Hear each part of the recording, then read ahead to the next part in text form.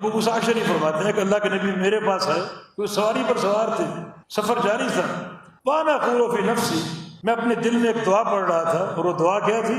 لا حول ولا قوت الا باللہ، یہ ذکر کر رہا تھا۔ فقال علی، آپ نے مجھ سے فرمایا، یا عبداللہ بن قیس، عبداللہ بن قیس ابو موسیٰ اشعری کا نام ہے، قل لا حول ولا قوت الا باللہ، یہ دعا پڑھو، پڑھا کرو۔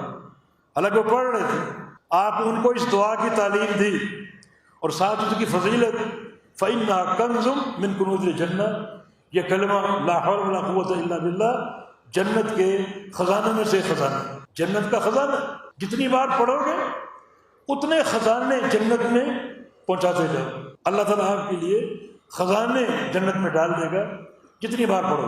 بلکہ جامع ترمذی مسند احمد کی ایک حدیث ہے کہ جنت کے جو 8 دروازے ہیں، باب الصلاۃ ہے، باب الریان سیام کا، باب الصدقہ، ایک دروازے کا نام ہے باب لا حول ولا قوت الا باللہ۔ اس دروازے سے وہ لوگ داخل ہوں گے جنہوں نے کثرت کے ساتھ یہ ذکر کیا ہو، لا حول ولا قوت الا باللہ، کثرت سے کیا۔ اب یہ ذکر جو ہے ہم اس سے محروم ہیں، کیونکہ ہم یہ ذکر کبھی کبھی خاص موقع پر کرتے ہیں۔ ہمیں کوئی غصہ آ جائے تو لا حول ولا قوت الا باللہ، یہ غصے کے الفاظ، کوئی ہمارے مزاج کے خلاف کام ہو جائے لا حول ولا قوت، کوئی نقصان ہو جائے لا حول ولا قوت۔ میرے بھائی یہ اس موقع پر پڑھنے کے الفاظ نہیں ہیں، اعوذ باللہ پڑھ سکتے، مگر لا حول ولا قوت الا باللہ یہ دعا ہے، یہ ذکر ہے، روزانہ 100 بار پڑھو۔ اس میں عقیدے کی اونچی شان جو ہے وہ بیان ہے۔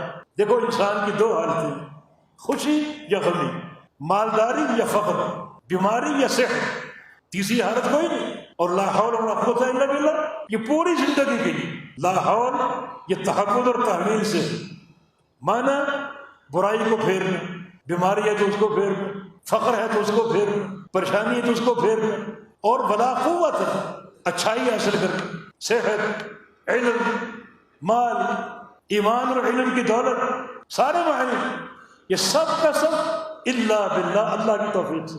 مانا انسان نے پورا دفع شر کے لیے اور جلب خیر کے لیے اپنے آپ کو پورا کا پورا اللہ کے سپرد کر دیا۔